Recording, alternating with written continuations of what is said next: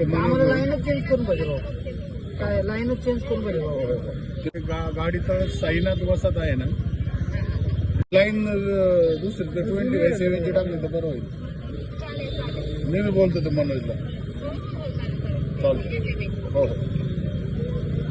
पाण्याची लाईन जी जुनी आहे बीडची, सगळं गंजून पाणी येत नाही.